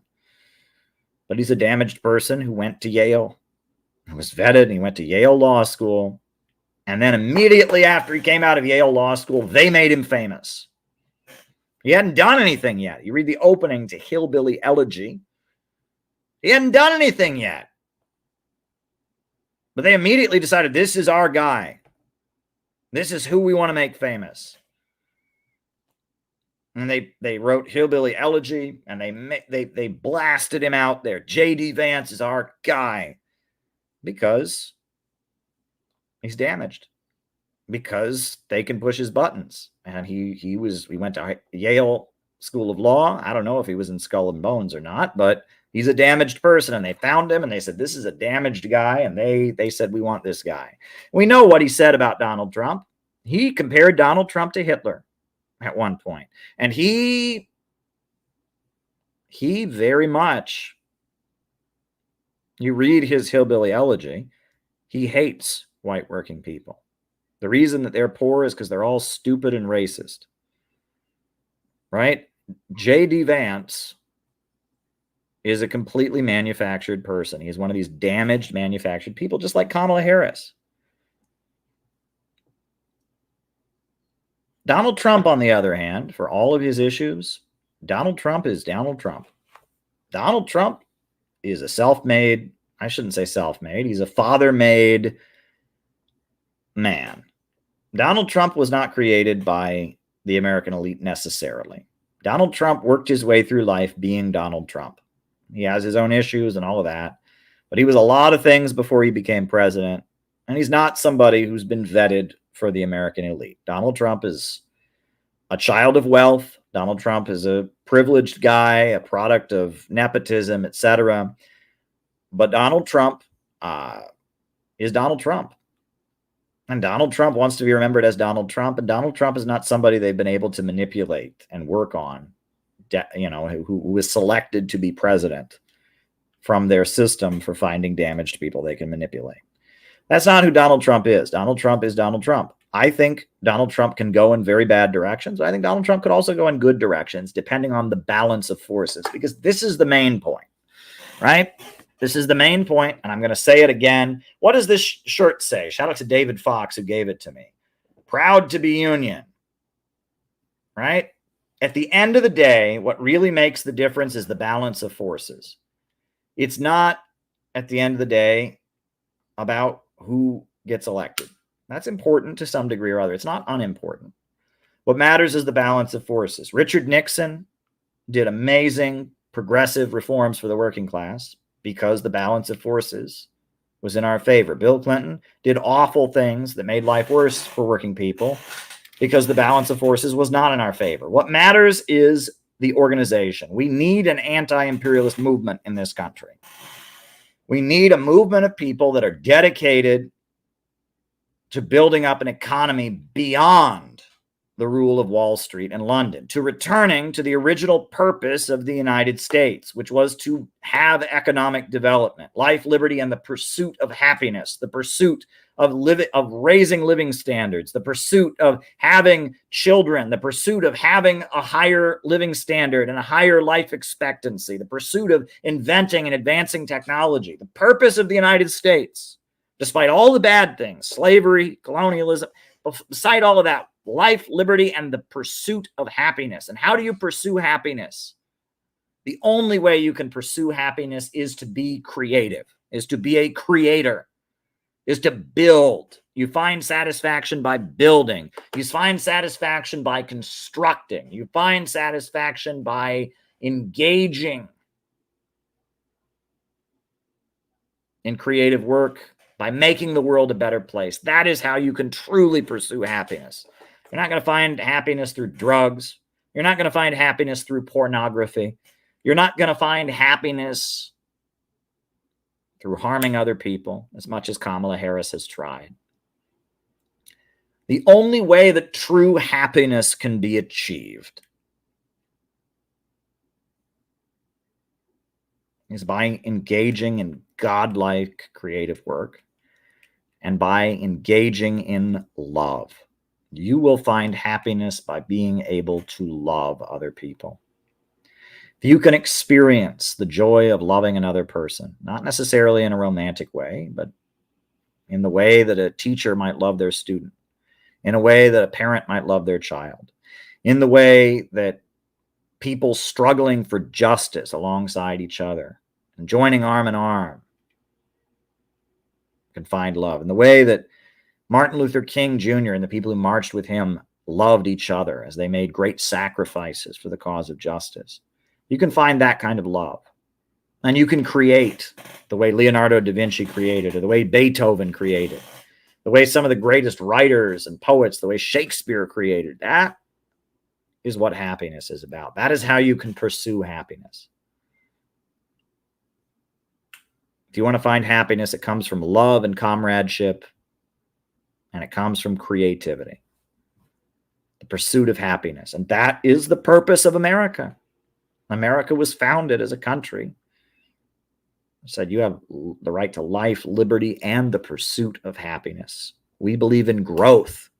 We believe in development. It was a rejection of the British Empire and the forces that said humanity's gone too far. There's too many people in the world.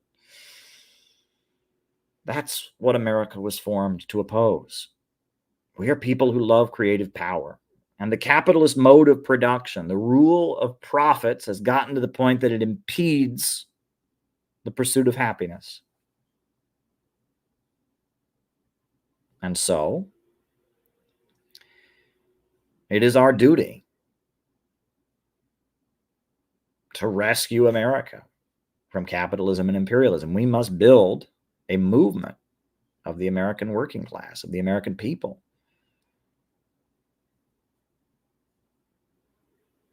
to rescue our country from the nightmare of the decaying imperialist international financial system. We need America to be reborn with a society that puts human need before the profits of a wealthy few, that helps all the American people to find the kind of happiness we are describing here, the ability to love others, the ability to create and build and construct, right? That should be the right of every person. We need a government that's job is facilitating that and bringing out that genuine, loving creativity in all of the people. That is what we need. We need a government that controls the banks and the factories and the industries and organizes the economy to unleash the creative power and the energy of all the people so that we can march forward and create more wealth and abundance than ever before. That is what we need. We need a government that serves the people, a government that makes us better, not stupider. I can imagine a government that would get rid of Facebook, Twitter, Instagram, and would design social media apps to make us smarter, make us more physically fit, make us more motivated in our life, make our kids have better self-esteem. Imagine that. We had a social media app that everybody was on that made them better. Didn't make them worse, but made them better. Imagine that. Imagine that we had a government that was hiring young people to go out and build high-speed railway. Imagine that we had a government that was using the oil and the natural resources and the natural wealth to make a stronger country. That's the kind of government we need. A government of action that fights for working families. We need a government of action that fights for working families and battles against the big monopolies and battles against this global financial system that is destroying people's lives. That's what we need. And we need a network of people who know that we need it. A network of people who understand that our mission is to come together and rescue our country and come together and demand a government of action that fights for working families. That is what we need more than anything. We need a network of people that are committed to the project of rescuing our country, breaking out of imperialism, and rebuilding America to be part of the new emerging global economy centered around Russia and China, to reject the dying imperialist capitalist monopoly order, and to rebuild itself. And this is the innovationist school of thought. And this is the application of communism and socialism that I accept. I reject the destructive, woke part, and I embrace the constructive, optimistic, economic part. Right? This is what I'm for. And if you want to work with me to help carry it out, all power to you. Come along.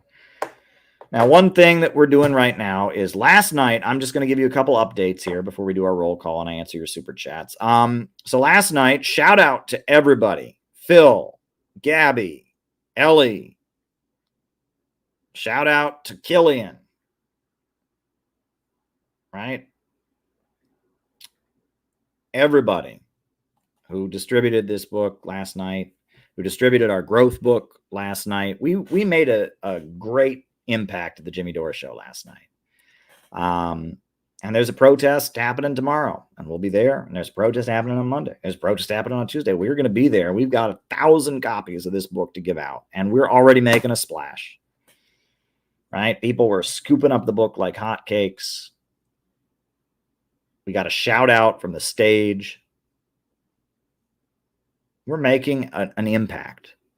And people are giving us their names. We're going to have a workshop out there this fall, it looks like. Stuff's happening. Good stuff is happening.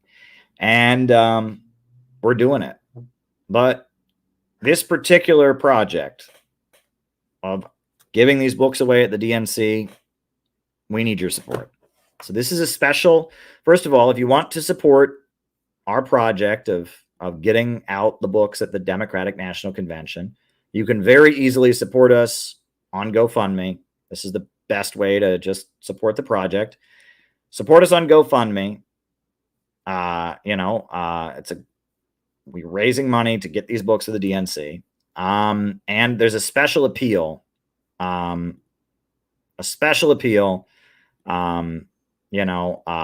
Has been made from Peter Coffin and myself. So I'm going to put that video on.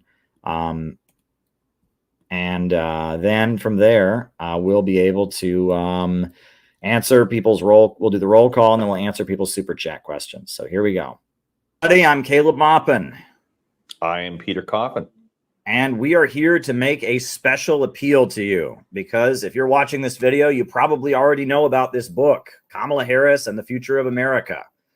Well, we've put out a new edition of it with a great cover designed by Peter Coffin, and we are going to be distributing it at the Democratic National Convention. This is a book that's very obviously important. It's got a lot of information. It was not written recently. Caleb did a ton of research into Kamala Harris back in 2020 when Joe Biden was the candidate for president. And honestly, there's a lot to learn about her. She's a fascinating figure, but she's also, I mean, not somebody you really want for president. I don't know if you want Donald Trump instead, but Kamala Harris is potentially a big problem as president. And the DNC, while they're definitely not going to change their minds about her at this point, there are going to be people who don't know these things about her. And if she does end up being our president, it will be important that we do understand all of these things about her.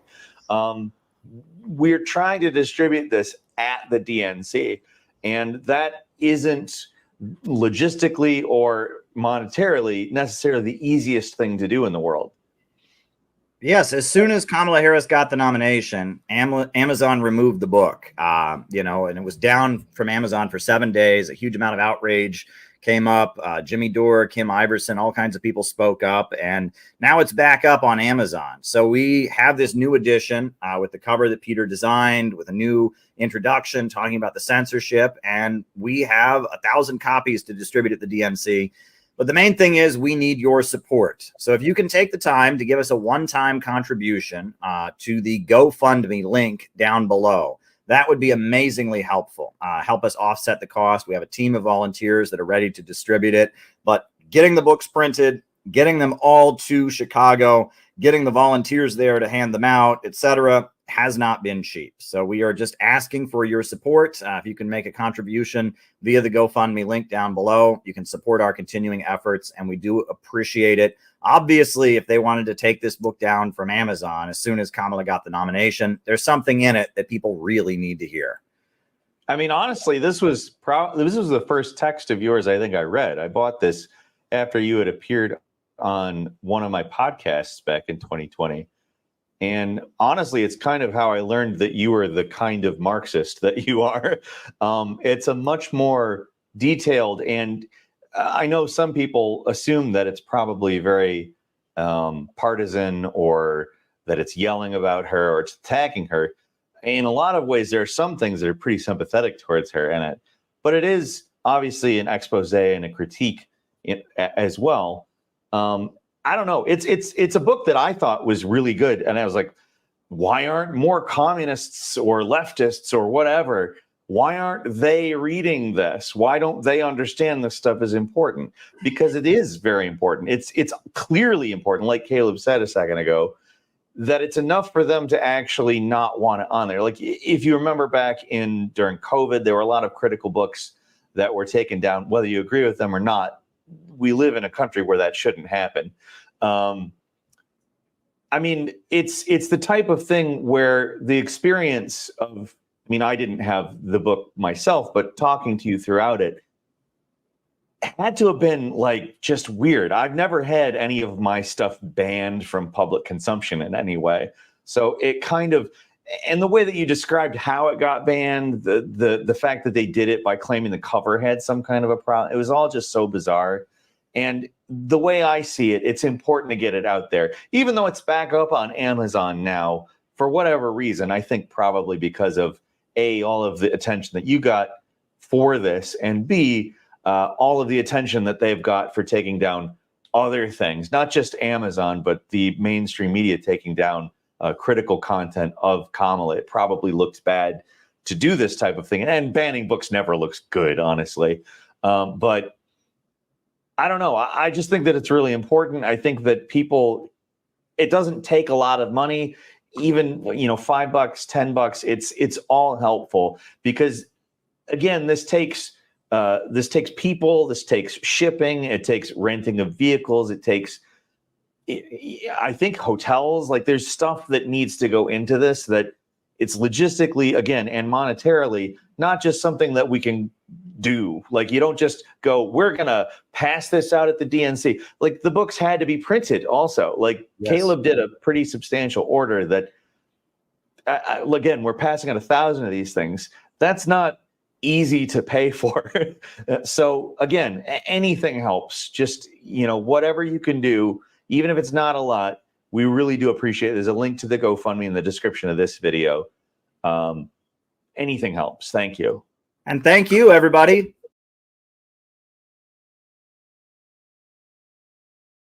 All righty, everybody. Thank you. So now we'll do the roll call. I'll call you out names and locations, names and locations. I will call you all out as I see you. Who is with us here tonight? Names and locations, names and locations. Who's with us? Who's with us? Names and locations. Who is with us tonight? I'll call you all out as I see you.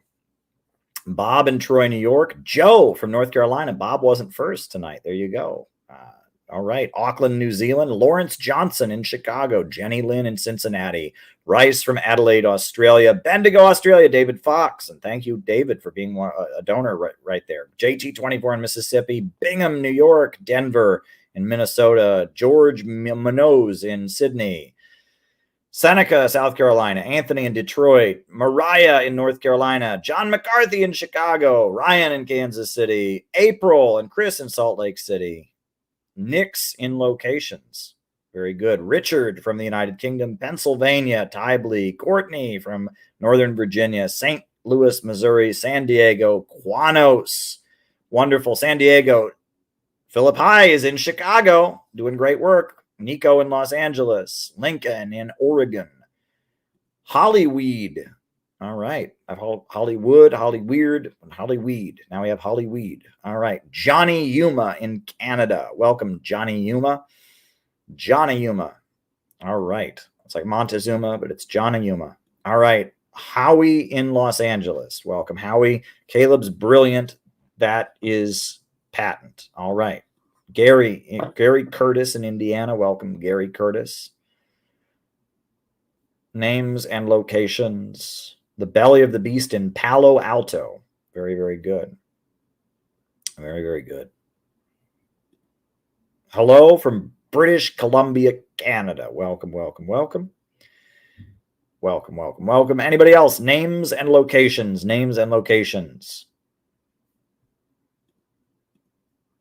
Names and locations. Names and locations. Anybody else?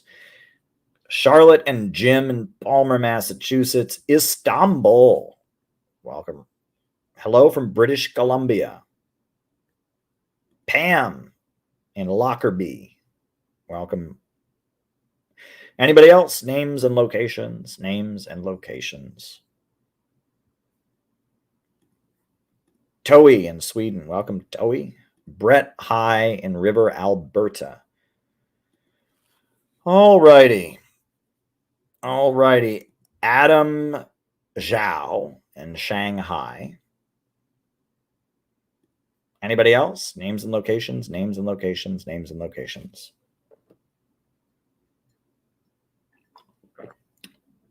Moppin Time in Scotland. Eric in Lockhart, Texas. Welcome, Eric. Good to have you with us. Nazem in New Jersey. Welcome, Nazem. Dan! Shout out to Dan. Dan does great morning messages. That's Dan Niswander. He's got a great YouTube channel, too. He does a great YouTube channel. You should go subscribe to Dan Niswander. He actually was reading our growth booklet, reading that. And you are now about to get a wrench, Dan. Dan Niswander, you have just been wrenched. You are now a moderator. Alex in Brazil. Gabby in Chicago. Comrade Barbie in North Carolina. Dan the Man. Mike in North Carolina. Welcome, welcome, welcome. There's a couple others that I missed over there. Alex in Brazil. Dawson in the Yukon. Wow, that's cool. Very good. Very, very good. All righty. Woo, Dawson City. All right. Very, very good. All right. So now I'm going to start answering people's super chat questions. If you got a super chat question, throw it my way. Tambourine, Australia. All right. So the first one, Kamala is surging in the polls. Okay, I believe it. There's no way she's surging in the polls. Look at the head. I mean, it's so ridiculous. There is no way Kamala is surging in the polls. What bothers me is they're lying so much at this point. Look, how is she surging in the polls? She hasn't given a press conference. There's no way that she's surging in the polls. I have never seen anything like this. This is the social media outlets and all of that. There was a good piece. Let me see if I can put it on about how ridiculously they are rigging things. I'm going to put this on. This is from Ben Swan, who I've worked with before. And, Ben Swan, he has a great piece about what they're doing. I mean, I just take a look at this, right? It is pretty insane what they're doing. I am going to put this piece on because I want you to see it. I almost didn't believe it, when I saw it, because it was just like they're lying this blatantly, right? But it's like, this is a great expose that was done by Ben Swan about how they are basically, their social media is already like trying to rig the elections for Kamala Harris. I mean, just take a look at this. No, she is not leading in the polls. I mean, if this is a fair election, she's going to lose by a landslide, right? Right. She's going to lose by a landslide. I do want to say, well, anyway, we'll just put this on. I have some other thoughts, right? Harris's campaign has been caught red-handed, spreading disinformation online. Axios reports that the campaign is promoting fake news articles, encouraging unsuspecting Google users to vote for her. Using real links from major publishers like AP, CNN, and CBS News, the campaign has designed new headlines like this. VP Harris's economic vision lowers costs and higher wages. Inflation is down, and Harris will lower health costs. Below the headlines, you see brief passages just like in real news articles. But the campaign is spreading literal fake news by using Google Ads. If readers had a sharp eye, they may be able to catch the smaller words above that say sponsored and paid for by Harris for president. Google says that Harris is not violating their rules, but some publishers are pushing back.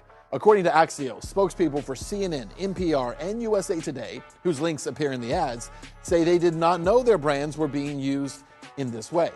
And a spokesperson for The Guardian says, quote, while we understand why an organization might wish to align itself with The Guardian's trusted brand, we need to ensure that it's being used appropriately and with our permission, end quote. A quick Google search of Kamala Harris by a member of our team did not turn up any of these fake news articles. That might mean that Harris has now pulled them because she's been caught. But how much damage has already been done, as those fake news articles were online for at least 10 days, according to Axios? Regardless, Harris has been caught engaging in blatant disinformation, which happens to be the very same thing that Trump is always accused of. By the way, a spokesperson for Google says that the Trump campaign is not doing the same thing. They are not sponsoring ads that alter headlines from real news sites. Yep. Unbelievable. Right. There is no way Kamala is leading. I don't buy it. I don't believe it. Gala is laughing about it, etc. Well, good news, right? So Kamala will win unless Trump brings in Tulsi. Well, Trump's already brought in Tulsi. She's doing debate prep for him, which is good. So there you go. So there you go. So there you go. He's already brought in Tulsi. I have been all over Tulsi and why Tulsi called out Kamala. I've been talking about that. And let me add, the same day that this book was removed from Amazon, Tulsi Gabbard was put on the terrorism watch list on the exact same day. Think about that. Think about it. They put a former member of Congress, an active duty U.S. military person, on the terrorism watch list on the same day that they removed this book. Do you think that right there isn't telling you that what this book says about Tulsi Gabbard, why she's against Kamala Harris, is right on point? Says it all. Says it all. All righty. Please talk about how the U.S. government is outright plotting Maduro's removal. They've been plotting his removal for years. They plotted the removal of Hugo Chavez before Maduro. The USA doesn't want a socialist government in Venezuela. They don't want that oil to be under the control of an independent government that's selling it in competition with Wall Street. They don't like that Venezuela is friendly to Iran and Cuba and Venezuela and China, or of course they're friendly to Venezuela. They are Venezuela, but of course to China, to Russia, etc. They don't like that, right? There was a coup attempt against Chavez in 2002. There's been multiple coup attempts, seizing the Supreme Court, military figures that have been bought off by the United States. There's been so many attempts to overthrow the Venezuelan government. I mean, it's ongoing and it's constant. So there you go. Harris and Biden talk about growth, though. Of course they do, right? Degrowth is part of the liberal party line that you're supposed to believe in, but you don't win on that platform. No small business owner is going to say, oh boy, this guy doesn't want the economy to grow, I'm voting for him. No one who's got to raise a family says, oh boy, my paycheck will go down, I'm voting for them. No, it goes against common sense. Degrowth, it requires you to go against your basic nature as a human being. And as much as they try to push it, it's not for the masses, right? You know, they've cultivated counter gangs that believe in degrowth, that are anti-human, that are Malthusian. But the nature of mankind is to want growth. But yes, they do talk about it. But you know, the degrowth stuff is for the inner circle. The degrowth stuff is for the fanatical counter gangs. But you know, but yeah, no, of course they're going to talk that way because nobody wants degrowth. The idea that economic growth is bad and not good is so contrary to any basic knowledge of economics. It's going to be really, really hard. You know, my paycheck down, I love it. Exactly. Like, you know, no one's going to campaign on a degrowth platform, even though the essence of what they believe is degrowth. They're not going to come out and say we oppose economic growth. They're just not going to do it. Thank you, Abiding 71. Hope, appreciate it. I am grateful for your work. Looking forward to reading your books. Multipolarity is the check and balance system we need. Respect for each other. Thank you. Well, I am opposed to the system of imperialism. I support the global axis of resistance against imperialism, and I want America to join it. We need a new America beyond imperialism, right? And that we need to not assume, this is one of the problems I see in left-wing circles. There's this assumption that the United States can't ever be anything different.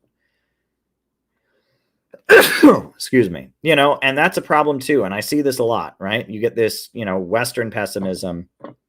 It's just over. China's the future. The West is just going to die. It's just going to get worse over here and all of that. And like that mindset, which, you know, on the one hand, it seems progressive because you're sympathetic with the anti-colonial forces. On the other hand, you're just kind of, you know, celebrating the downfall of your own people and your own country, and you're just getting into a pessimistic place, and you're also resigning from your duty of building an anti-imperialist movement in our country.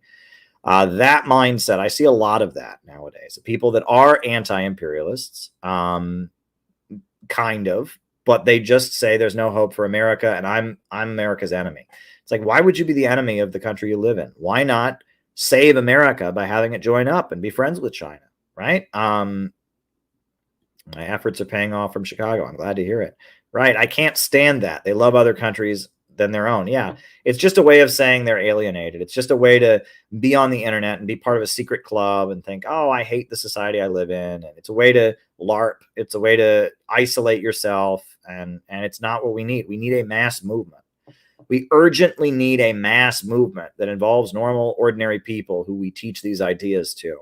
That is what we urgently need. And, you know, just sitting there and saying, oh, it's hopeless. It doesn't get us any closer to building the mass movement that we need. And it's a big problem. It's a big problem. So, you know, I'm glad that you haven't fallen into that, Noah. I'm glad that you understand that yes, Russia and China and their economic model is the future, but we can have that too. We, the American people, we have a history of opposing imperialism.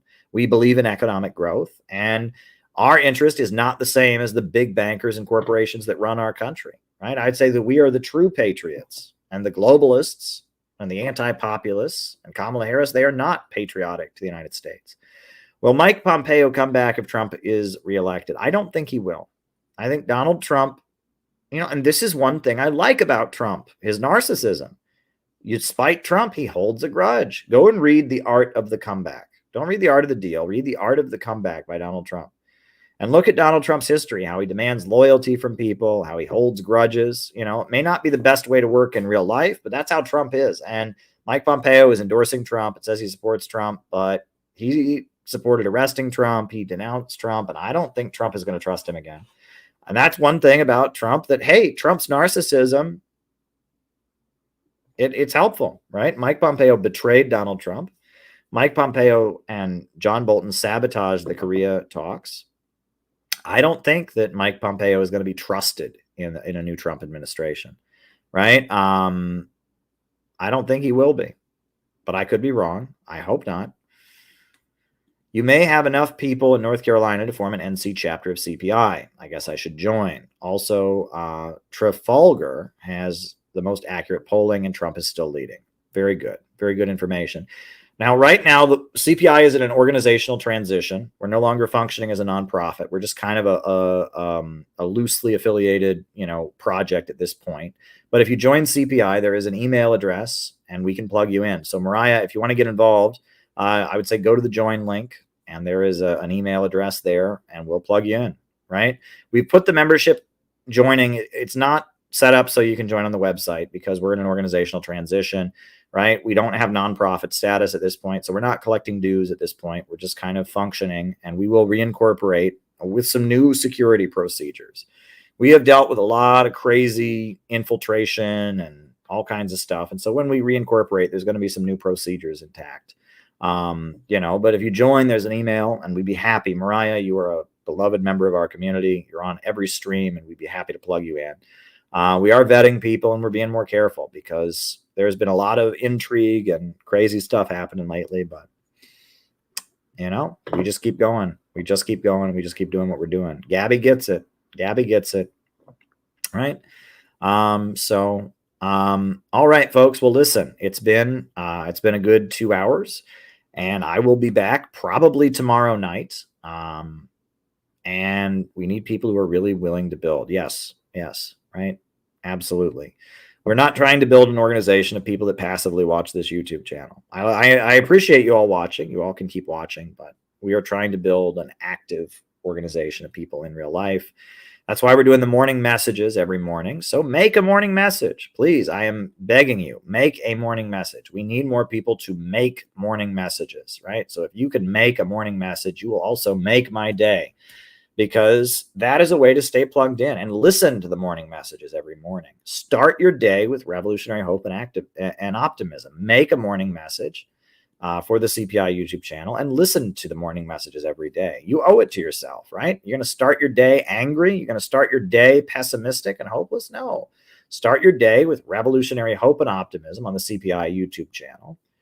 That's a great way to start your day. And make your own morning message to support other members of your community, to help them start their day in a good way. Submit a morning message. Go take your phone and record one right now. It takes 2 minutes. Just talking to your phone. Tell us a story. Read us something that you find inspiring.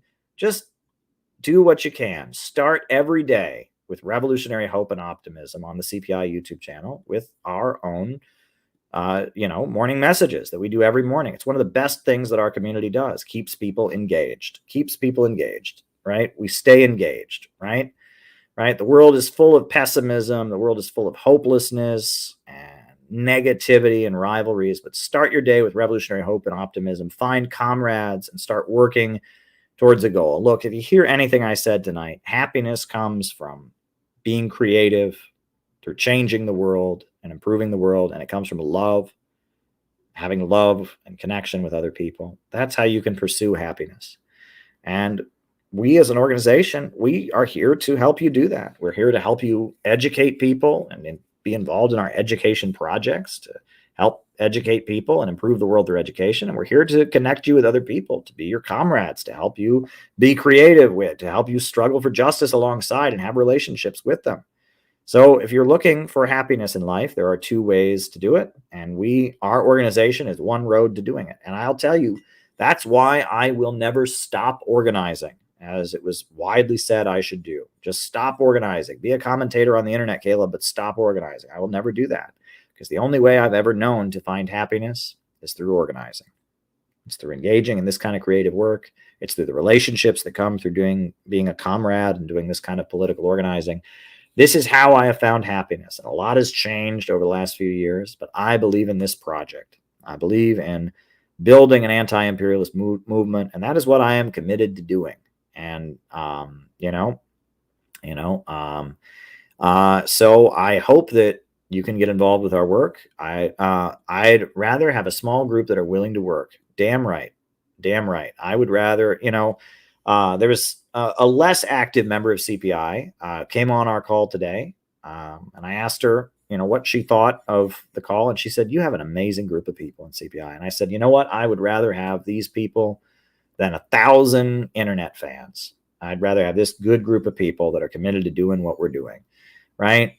We exist to get a job done. There's a job that needs to be done. If you want to help us get the job done, you can do it. And I've said this a million times. I don't care if you're in another group. I don't care if you're in the Democrat Party, the Republican Party, the Free Ice Cream and Pony Party, the Natural Law Party, the Bull Moose Party.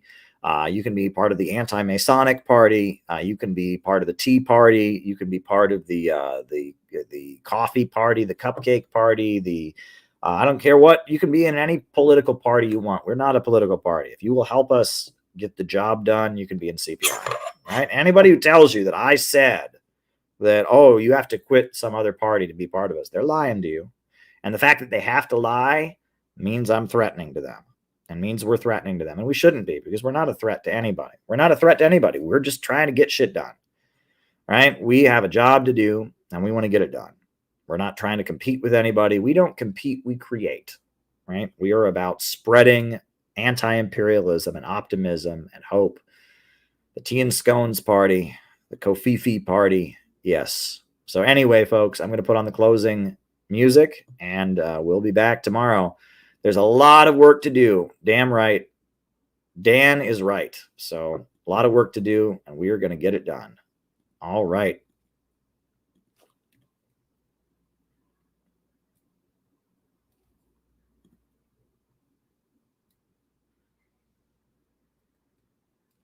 Here we go. New upsurge in the struggle against U.S. imperialism is now emerging throughout the world. Ever since World War II, U.S. imperialism and its followers have been continuously launching wars of aggression. But the people of various countries have been continuously waging revolutionary wars to defeat their aggression. And while the danger of a new world war still exists, and the people of all countries must get prepared, revolution is the main trend in the world today.